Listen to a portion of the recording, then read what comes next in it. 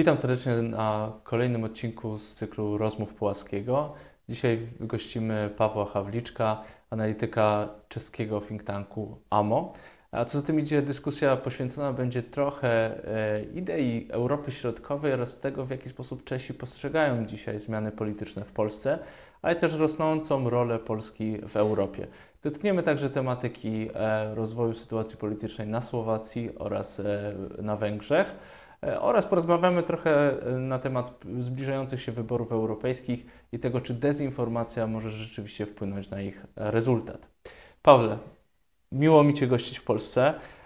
Wiem, że to jest dla Ciebie trochę wyzwanie mówić po polsku, ale wydaje mi się, że to też jest uśmiech w stronę naszych widzów i w ten sposób trochę przybliżamy relacje polsko-czeskie, co de facto jest naszym jakimś pomysłem na temat współpracy. Powiedz mi, w jaki sposób Czesi postrzegają zmiany polityczne w Polsce? Czy rząd Tuska ma dobrą prasę i jeżeli tak, to jak postrzegalibyście przyszłość relacji polsko-czeskich? Tak, po raz pierwszy dziękuję bardzo za zaproszenie na tę dyskusję, a ja muszę powiedzieć, że kiedy patrzyliśmy w ciągu kilka miesięcy teraz, co się dzieje w Polsce, to oczywiście, że Czesi miały duże oczekiwania od tych wyborów, a też potencjalnie od tej zmiany, która się w końcu udała, a teraz mamy już rząd, który jest bardzo pozytywnie postrzegany, muszę powiedzieć, dlatego, że po prostu my tego szefa tego rządu, Donalda Tuska, bardzo dobrze znamy z naszej historii, też oczywiście na poziomie europejskim, a wiemy, co to jest za człowieka, jakie ma podejście do tych najważniejszych teraz spraw naszych bilateralnych, ale też oczywiście spraw, które są najważniejsze dla naszego bezpieczeństwa i polityki zagranicznej. Co chodzi co najwięcej o stosunki z Ukrainą, ale też o stosunki z Rosją. Takže ja muszę powiedzieć, że ten rząd jest postrzegany bardzo pozytywnie, ale jeszcze do tego muszę dopełnić, że oczywiście to partnerstwo między Czechami i Polską zawsze było strategiczne. To znaczy, że jeszcze przed tymi wyborami też te relacje były bardzo, bardzo dobre, dlatego, że po prostu to jest nasz nacjonalny interes, żeby mieć dobre i strategiczne partnerstwo z Polską. No dobrze, ale strategiczne partnerstwo to znaczy co? Jakie są elementy, jakie polityki powinniśmy rozwijać pomiędzy Polską a Czechami? Które? W jakich sektorach? Już wcześniej były najważniejsze kierunki w naszych bilateralnych relacjach energetyka, bezpieczeństwo, a też sprawy, które chodzi o politykę zagraniczną i bezpieczeństwa w ciągu co najwięcej Europy Wschodniej. Co chodzi o Ukrainę, o odbudowę Ukrainy, ale też na przykład o stosunki z Rosją, w tym kiedy popatrzeć na przyszłość też tego, co tam będzie, a jak ta walka rosyjska przeciw Ukrainie może się dalej rozwijać. To są takie najważniejsze tematy dla naszych bilateralnych stosunków, ale jak mówiłem o tej na przykład energetyce, to już wcześniej było tak... No nie było najlepiej, jeżeli chodzi o energetykę. Turów na przykład. Oczywiście, że był bardzo, bardzo duży kryzys, a to była też pierwsza kwestia, która przyszedła na agendę tego rządu Petra Fialy, który w pierwszych miesiącach chciał co najszybciej urównać i ten konflikt po prostu z tego wyjść, tego kryzysu, dlatego, że po prostu to nie było naszym interesem po prostu być w tak konfliktnych relacjach z naszym jednym z najbliższych sojuszników, jak Polska jest. Także ja muszę powiedzieć, że to był pierwszy punkt na bilateralnej agendzie naszych spotkań i stosunków, a to też ta sprawa Turowa była pierwszy moment, który co najszybciej chcieliśmy zdecydować, żeby po prostu móc się wrócić do tych najważniejszych spraw, które już powiedziałem. Premier Tusk był w Paryżu, był w Berlinie. W Polsce bardzo dużo mówi się na temat ożywienia Trójkąta Weimarskiego i tego, że Polska może grać silną rolę w ramach Unii Europejskiej, w ramach Europy. Jak Czesi postrzegają te zmiany? Czy uważają, że Polska może być też jakiegoś rodzaju adwokatem sprawy Europy Środkowo-Wschodniej w relacjach z Francją i z Niemcami? Ja zacznę od początku.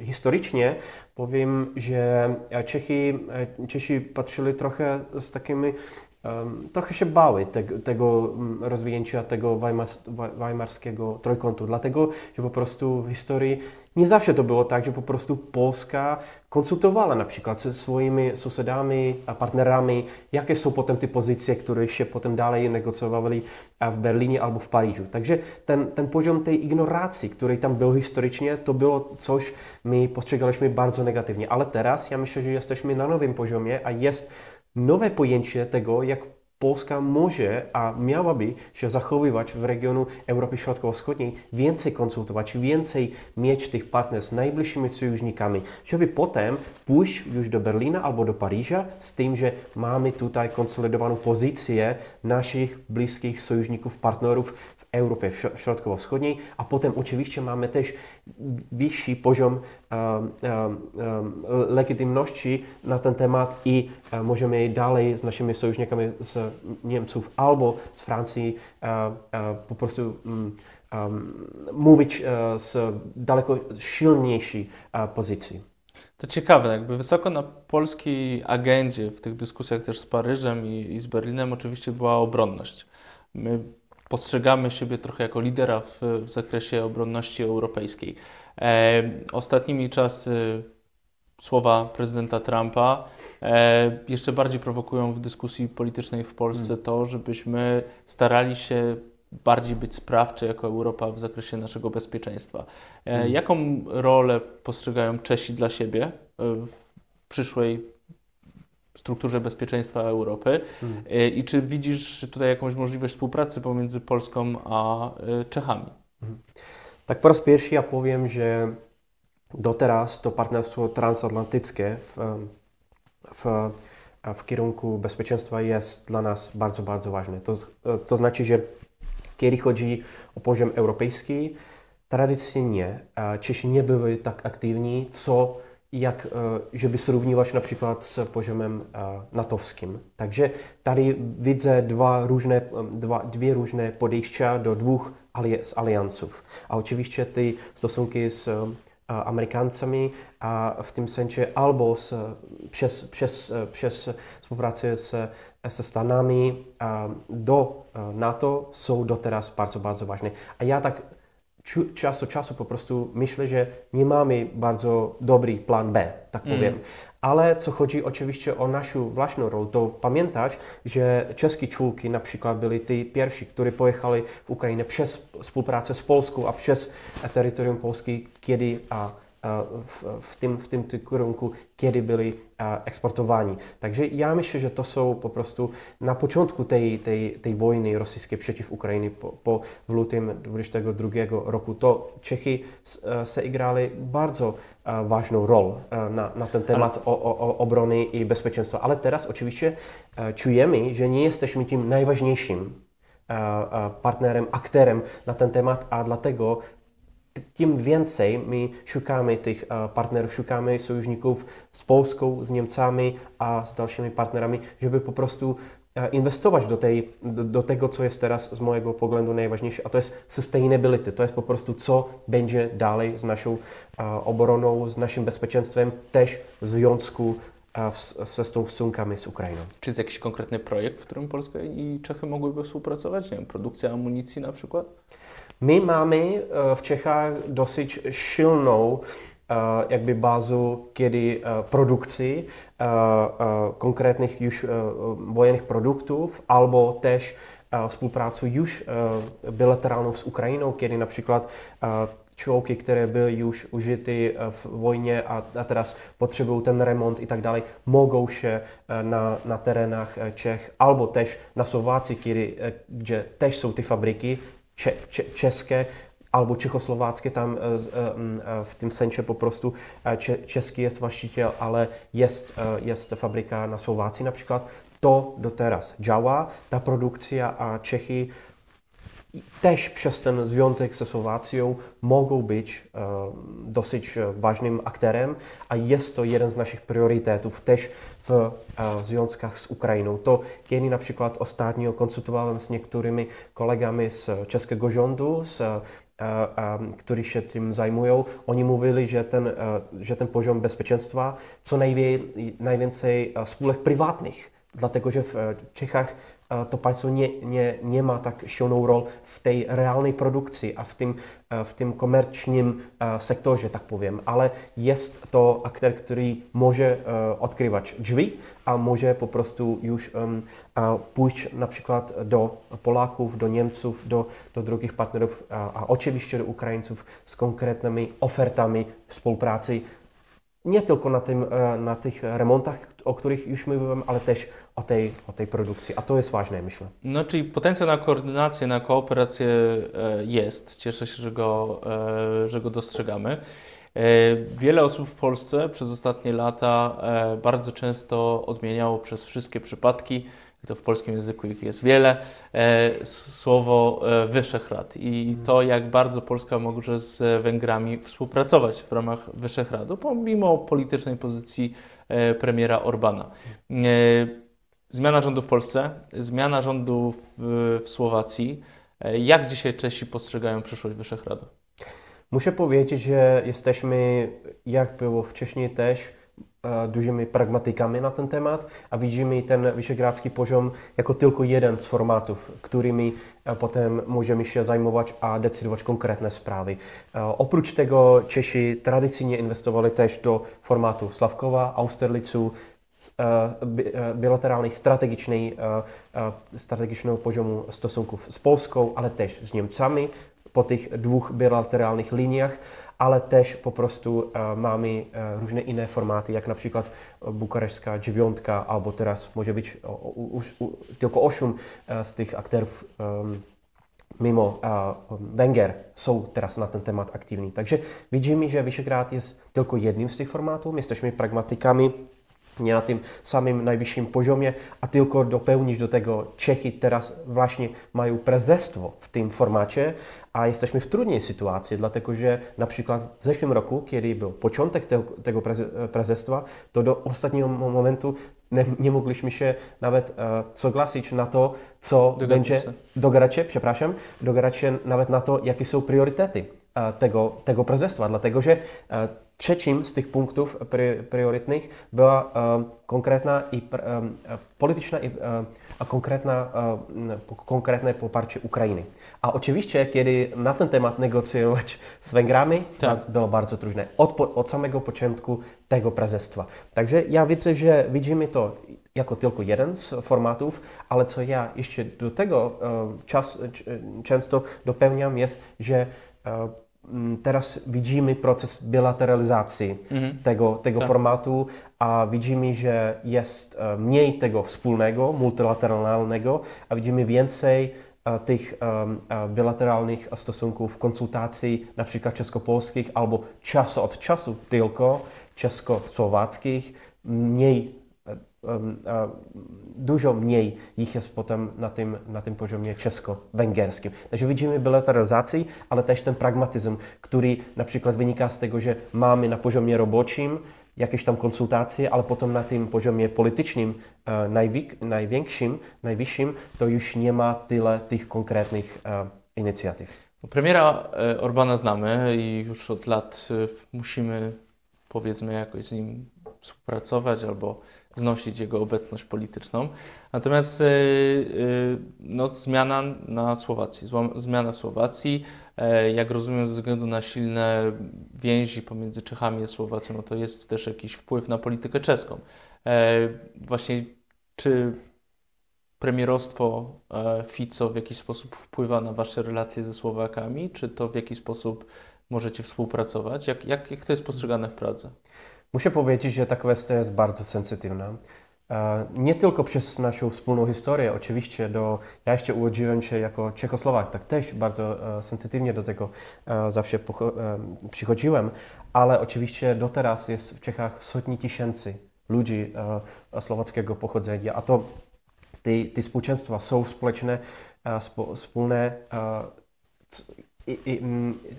ale widzimy oczywiście, że to są dwie różne państwa, ale wasz były premier jest de facto Słowakiem z urodzenia. Oczywiście, a to jest tylko jeden przykład tego, jak są te stosunki bardzo bliskie. Takže widzimy, że to jest bardzo sensytywna sprawa w ogóle. Oczywiście, kiedy chodzi o politykę Roberta Fico, to widzimy, że dużo tych spraw jest bardzo negatywnych, kiedy chodzi o kwestie prawa, kiedy chodzi o kwestie poparcia Ukrainy, kiedy chodzi o też zachowywanie w UE i tak dalej. To są wszystko sprawy, które nie widzimy bardzo radi. W Pradze nie jest popularnym jakby tym kierunkiem ty bliżsi stosunki między Bratysławą i Budapesztem. To jest coś, my patrzymy na to bardzo negatywnie, a chcielibyśmy oczywiście te dwa aktory co najwięcej od siebie jakby oderwać. Nie chcemy mieć drugiego Viktora Orbána, a ja myślę, że też Robert Fico patrzy na tę sytuację, a on nie chce być drugim w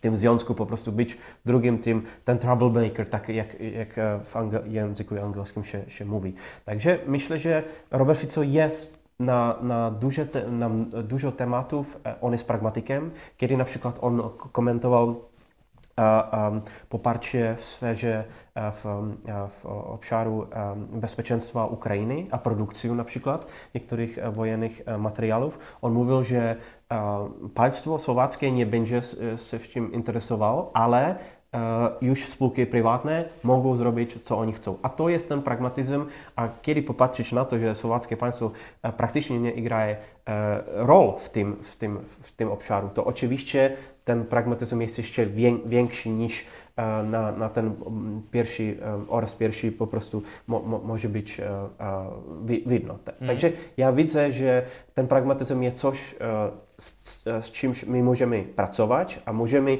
zachowywać jakieś tam relacje, ale oczywiście Słowacja teraz w latach następnych nie będzie tym najbliższym sojusznikiem. Dlaczego to mówię? Jest to też to, że my widzimy, że Robert Fico ma politycznych sojuszników w Czechach, którzy nie są w teraźniejszym rządu. Mówisz teraz o? Co najwięcej Andreju Babiszu, ale jeszcze przed tym o Miłoszu Zemanowi. Kiedy on przyjechał do Pragi na oficjalne spotkanie, on po tych spotkaniach jeszcze poszedł na bilateralne spotkanie z liderem opozycji, a jeszcze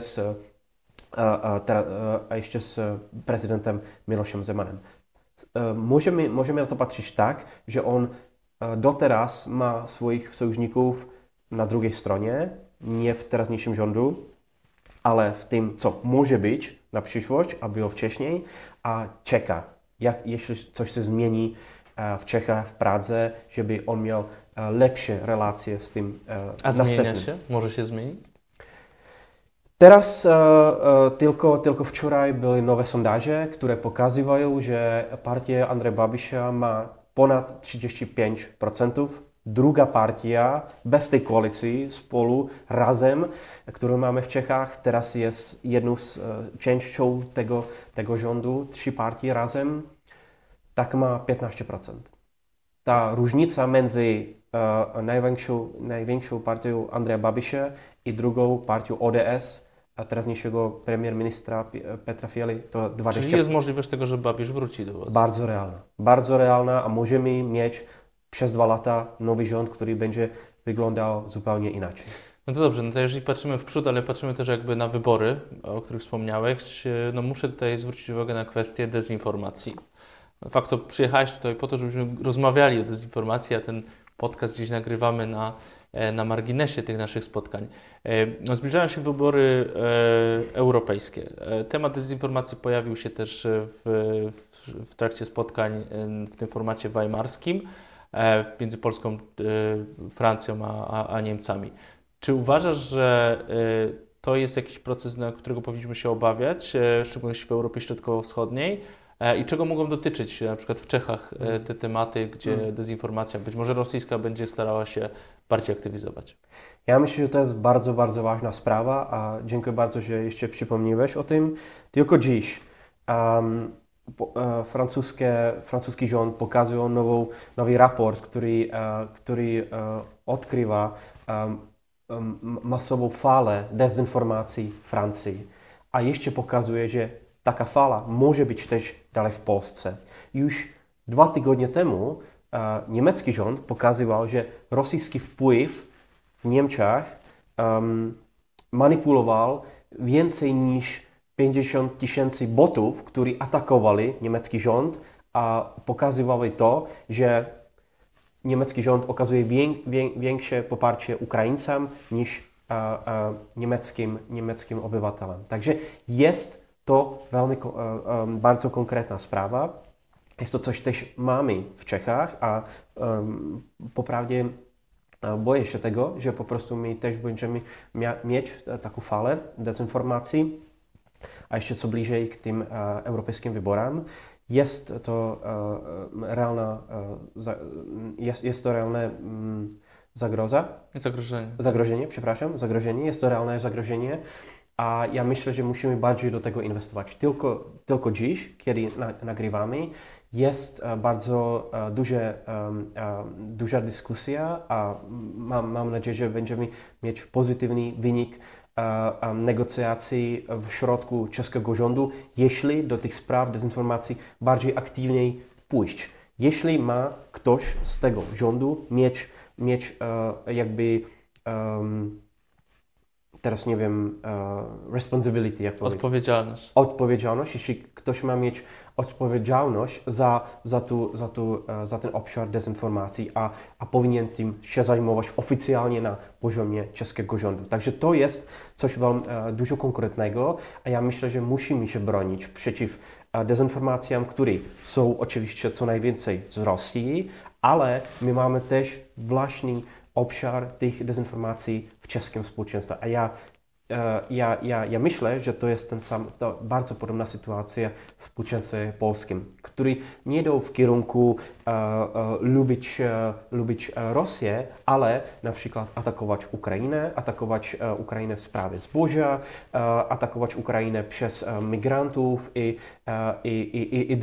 drugich spraw, które są z tym już związane. A to widzimy w Czechach, że to są te najważniejsze dezinformacje, które wszystkie się w tym albo innym kierunku dotykają potem Ukrainy, a Ukraińców, którzy są na przykład w Czechach, że mają dostęp do pomocy z czeskiego państwa więcej niż sami Czesi, że biorą po prostu pracę czeskim zabierać, tak? Znaczy, tak. To są tematy, które też oczywiście pojawiają się. A to są najważniejsze, a najwpływniejsze dezinformacje, które teraz widzimy w Czechach, jak to na przykład pokazywali ostatnie sondaże organizacji CERMO, które zajmuje się tym monitoringiem, tych analizami dezinformacji. Dziękuję Ci, Pawle.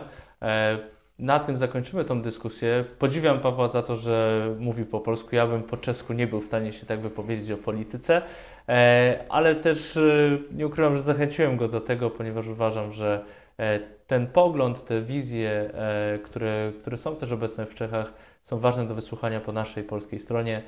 Polska jako aktywny gracz na poziomie weimarskim musi też na pewno wsłuchiwać się w głos regionu i umieć go reprezentować w relacjach z Francją i z Niemcami. Dziękuję Państwu najmocniej. Zachęcam do subskrypcji i do tego, żebyście Państwo wyczekiwali z niecierpliwością kolejnego odcinka z naszej serii. Dziękuję.